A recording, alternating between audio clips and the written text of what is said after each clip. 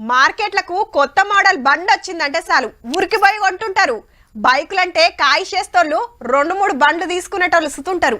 కానీ కొందరు అట్లా కాదు, ఎన్ని కొత్త బండ్లు వచ్చినా పాత మోడల్ బండ్లు నడిపితేనే ఆ కిక్కే అలాగుంటదని అవిటినే నడుపుతుంటారు. కార్లైనా అంతే, కొత్త మోడళ్లు కాయిషేస్తోళ్ళు కొందరైతే వెనకటి కార్లని తిరిగేటోళ్ళు ఇంకా కొందరు.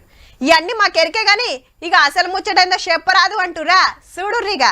పట్నంలో పాత బండ్ల లెక్క తీస్తే 18 లక్షలు అంటే 15 ఏళ్ళు దాటినాయి. ఖరాబ్ అయితే రిపేర్లు చేపిస్తాండ్రు, అవే నడుపుతాండ్రు.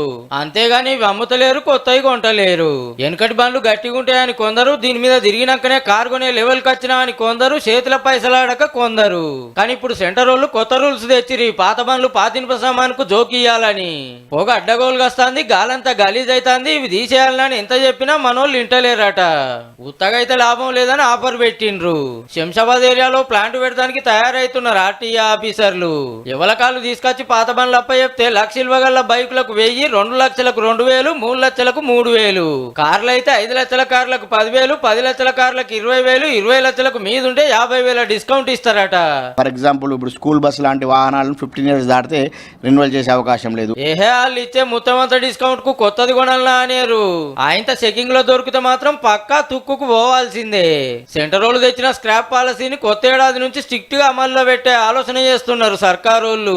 అట్లని గావర పడకుర్రి. 15 ఏళ్ళు దాటినా కండిషన్ చెకింగ్ చేసి ఓకే అనుకుంటే ఇంకో 5 ఏళ్ళు నడుపుకునే ఛాన్స్ ఇస్తారట తీయూరి. గ్రీన్ టాక్స్ కట్టుకుని బండి ఫిట్ ఉంటే ఫిట్నెస్ ఇన్స్పెక్షన్ చేసుకుని ఇన్స్పెక్టర్ సాటిస్ఫై అయితే రెన్యూ చేసుకోవచ్చు. రిజిస్ట్రేషన్ 5 years వరకు ఇస్తాం రెన్యూల్. 2-wheeler కానీ 4-wheeler కానీ గ్రీన్ టాక్స్ కట్టి చేసుకోవచ్చు. ముందే చూసుకోరు మరి మీ బండి కారు కండిషన్ ఎట్లున్నదో.